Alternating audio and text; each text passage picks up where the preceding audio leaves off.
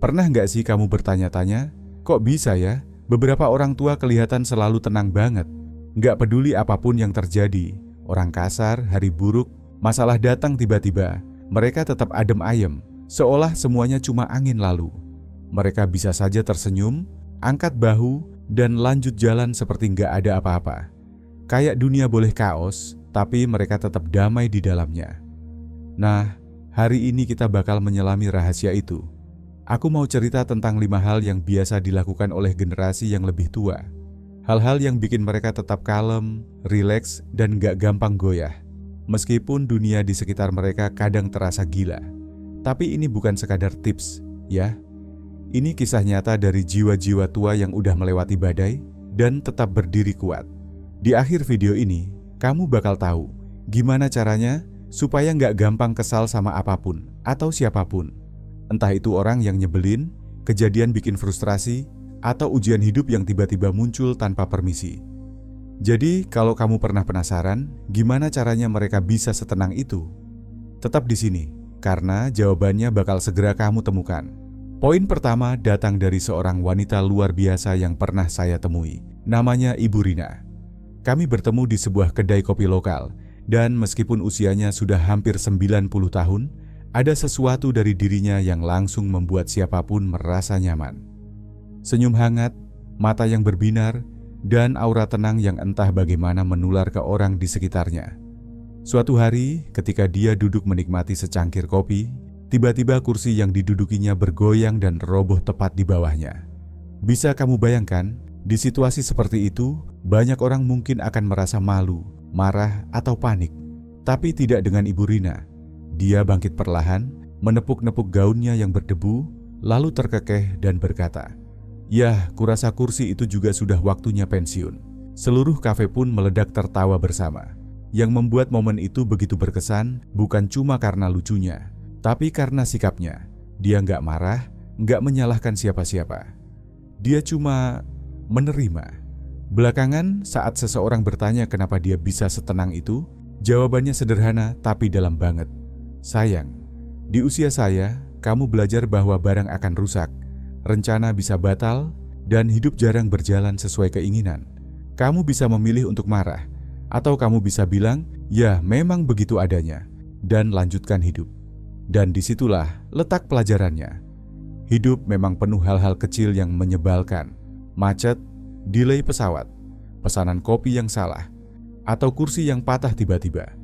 Tapi orang-orang seperti Ibu Rina sudah belajar bahwa mencoba mengendalikan segalanya hanya akan membuat hidup lebih berat. Mereka tahu bahwa ketenangan bukan datang dari kontrol, tapi dari penerimaan. Coba deh pikirkan, seberapa sering kita membiarkan satu kejadian kecil merusak seluruh hari kita. Padahal, kalau kita bisa mengubah cara pandang dan bilang, ya sudahlah, dunia terasa lebih ringan. Kadang yang kita butuhkan bukan solusi, tapi kemampuan untuk tertawa dan melepaskan. Karena pada akhirnya, kedamaian datang bukan dari apa yang terjadi di luar sana, tapi dari cara kita meresponsnya. Poin kedua ini datang dari seorang pria tua yang sangat saya hormati. Namanya Tuan Rudi. Dia tinggal di lingkungan saya, dan kalau kamu pernah bertemu dengannya, kamu pasti langsung merasa tenang. Orangnya kalem, sopan, selalu tersenyum, dan seperti nggak pernah terburu-buru. Tapi yang paling mencolok dari dirinya adalah kemampuannya untuk tetap tenang bahkan di tengah situasi yang panas. Suatu hari, saya melihatnya di tempat parkir supermarket. Dia sedang berhadapan dengan seorang pria muda yang kelihatan sangat kesal, sampai melambaikan tangan dan meninggikan suara gara-gara hal sepele soal parkir. Kamu tahu kan, jenis argumen yang biasanya bisa berubah jadi pertengkaran panjang? Tapi Tuan Rudi, dia hanya berdiri tenang, mendengarkan tanpa memotong, tanpa balas emosi. Setelah pria itu selesai meluapkan amarahnya, Tuan Rudi cuma tersenyum dan berkata, "Pelan, saya harap hari Anda jadi lebih baik," lalu berjalan pergi begitu saja. Dan kamu bisa lihat sendiri, pria muda itu terdiam, kaget, karena dia jelas berharap ada perlawanan, tapi nggak mendapatkannya. Rasa penasaran saya nggak bisa ditahan. Beberapa hari kemudian saya tanya, kenapa dia nggak membela diri? Dan dengan santai dia menjawab sambil terkekeh, "Saya sudah cukup lama hidup untuk tahu bahwa nggak semua pertempuran layak untuk diikuti. Beberapa orang hanya cari-cari alasan buat ribut. Ngapain saya biarkan mereka merusak hari saya? Saya punya hal lebih penting buat dipikirin, kayak makan malam misalnya. Dan dari situlah saya paham sesuatu yang banyak dipelajari oleh orang-orang tua bijak. Kita nggak harus ikut dalam setiap pertengkaran. Seiring waktu, mereka belajar untuk memilah mana yang layak diperjuangkan dan mana yang cukup ditinggalkan. Bukan berarti mereka lemah, justru mereka kuat karena tahu bagaimana menjaga energi mereka. Mereka tahu bahwa tidak semua komentar perlu ditanggapi, tidak semua ego harus dipertahankan, dan kadang cara paling berkelas untuk menang adalah dengan tidak ikut bermain. Coba deh lihat diri kita sendiri. Berapa banyak waktu yang kita habiskan untuk marah karena hal-hal kecil? Komentar nyinyir di media sosial, sedikit salah paham dengan rekan kerja, atau pengendara yang nyelonong tanpa permisi. Tapi kalau kita bisa seperti Tuan Rudy, memilih pertempuran kita dengan bijak, kita bisa menyimpan energi itu untuk hal-hal yang jauh lebih berharga. Kadang, kekuatan terbesar justru ada dalam ketenangan kita dan keberanian untuk berjalan pergi. Poin ketiga ini datang dari seseorang yang benar-benar meninggalkan kesan di hati saya. Nenek Rosa. Bayangkan seorang wanita tua dengan senyum yang hangat, tangan yang selalu sibuk, dan aura damai yang seolah tidak bisa diganggu-gugat oleh apapun. Saya pernah mampir ke rumahnya suatu sore, dan saat itu anjing tetangganya menggonggong tiada henti. Jujur saja, saya mulai merasa terganggu hanya dalam beberapa menit. Tapi Nenek Rosa, dia duduk dengan tenang di dekat jendela, meraih jarum rajutnya, dan mulai menyenandungkan lagu pelan sambil terus bekerja menyelesaikan syalnya. Saya yang sudah gelisah akhirnya nggak tahan juga dan bertanya, "Nek, itu gonggongan nggak bikin nenek gila?" Dia hanya tersenyum lembut dan menjawab, "Sayang, saya punya hal-hal yang lebih penting untuk dilakukan daripada mendengarkan anjing itu. Lagi pula, syal ini tinggal sedikit lagi selesai." Jawaban itu sederhana, tapi penuh makna. Dia tidak membiarkan suara bising itu mencuri ketenangannya, karena dia tahu triknya. Alihkan perhatianmu ke hal yang kamu cintai. Belakangan, dia bercerita bahwa saat kehilangan suaminya bertahun-tahun lalu, hatinya sempat hancur. Tapi alih-alih larut dalam kesedihan, dia mulai mengisi hari-harinya dengan kegiatan yang membawa kedamaian. Merajut, berkebun, memanggang kue untuk anak-anak tetangga. Hal-hal kecil yang membuat pikirannya tetap sibuk dan hatinya tetap hangat. "Hidup akan selalu melemparkan hal-hal ke arahmu," katanya, "tapi kamu nggak harus menangkap semuanya. Sibukkan tanganmu dengan sesuatu yang membuatmu bahagia." Dan dari sanalah saya belajar satu hal penting. Saat kita sedang kesal atau frustrasi, seringkali kesalahan terbesar kita adalah duduk diam dan membiarkan amarah itu tumbuh. Tapi kalau kita bisa mengalihkan perhatian ke sesuatu yang positif, hobi, aktivitas, hal-hal yang bikin kita senyum, emosi negatif itu perlahan kehilangan kekuatannya.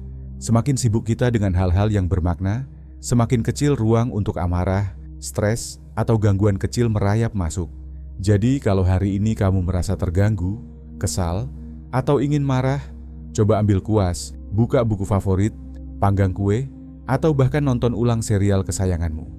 Lakukan sesuatu yang menyenangkan, karena seperti kata Nenek Rosa, kalau kamu sedang sibuk menciptakan sesuatu yang indah, kamu bahkan gak akan sadar ada suara bising di luar sana. Poin keempat ini datang dari sebuah percakapan yang sangat membekas dalam hati saya, dengan seorang pria tua bernama Tuan Harris. Dia dan istrinya telah menikah selama lebih dari 5 dekade, dan mereka dikenal sebagai pasangan yang tenang, harmonis, dan selalu terlihat bahagia. Suatu hari, dengan rasa penasaran yang gak bisa saya tahan, saya bertanya padanya, apa sih rahasia pernikahan bahagia mereka? Jawabannya sederhana, tapi sangat dalam. Saya berhenti mengharapkan dia menjadi sempurna, dan dia pun berhenti mengharapkan saya jadi sempurna. Ia lalu bercerita tentang masa mudanya, betapa seringnya dia kesal hanya karena hal-hal kecil. Misalnya saat istrinya lupa membeli sesuatu di toko, atau saat makan malam tidak siap tepat waktu. Dulu, hal-hal itu bisa memicu pertengkaran. Tapi ada satu malam, setelah debat kecil yang menurutnya benar-benar konyol, dia duduk dan berpikir, masalahnya bukan dia, masalahnya adalah ekspektasi saya. Dia mengharapkan istrinya bisa membaca pikirannya, melakukan segalanya dengan sempurna, padahal dia sendiri pun tidak bisa seperti itu. Begitu dia mulai melepaskan ekspektasi-ekspektasi itu, segalanya berubah, hubungan mereka menjadi lebih ringan, Mereka berhenti menuntut kesempurnaan dan mulai benar-benar menikmati satu sama lain dengan segala kekurangan dan keunikan masing-masing. Tuan Harris juga bilang, seiring bertambahnya usia, dia mulai melakukan hal yang sama terhadap hidup. Dia berhenti berharap semuanya berjalan sesuai rencana. Kalau perjalanan dibatalkan, ya sudah. Kalau mesin cuci rusak, tinggal perbaiki atau cari solusinya. Bahkan hujan yang tiba-tiba turun saat dia sedang jalan-jalan pun tidak lagi membuatnya kesal. Semakin sedikit harapan yang kamu pegang, semakin banyak kedamaian yang kamu temukan, katanya sambil tersenyum. Dan dari sanalah saya sadar, itulah salah satu kunci ketenangan yang dimiliki oleh generasi yang lebih tua. Mereka tahu bahwa dunia ini tidak bisa ditebak, dan orang-orang di dalamnya bukan makhluk sempurna. Semakin keras kita berpegangan pada gambaran ideal tentang bagaimana seharusnya semuanya berjalan, semakin sering kita merasa kecewa. Tapi ketika kita mulai menerima bahwa hidup dan orang-orang di sekitar kita tidak selalu sesuai dengan harapan kita justru memberi ruang bagi ketenangan untuk masuk. Pikirkan saja, berapa kali kita kesal karena seseorang tidak melakukan apa yang kita harapkan. Mungkin teman tidak membalas pesan, pasangan lupa sesuatu yang penting, atau rekan kerja tidak menyelesaikan tugasnya dengan cara yang kita mau. Tapi kalau kita bisa melepaskan ekspektasi yang kaku dan mulai menerima kenyataan apa adanya, kita akan merasa jauh lebih damai. Karena seperti yang dikatakan Tuan Harris dengan sangat bijak, kesempurnaan itu tidak nyata, tapi ketenangan pikiran itu nyata. Dan mungkin itu jauh lebih berharga. Poin terakhir ini datang dari salah satu orang paling menyenangkan yang pernah saya kenal, Tuan Wilson. Seorang pria tua di lingkungan saya yang sejujurnya seperti komedian yang sedang menyamar sebagai pensiunan. Dia selalu punya lelucon siap pakai, dan entah bagaimana, selalu tahu kapan harus melontarkannya. Suatu hari saya melihatnya di toko bahan makanan, berdiri di lorong sambil memandangi rak dengan ekspresi bingung, daftar belanja di tangan.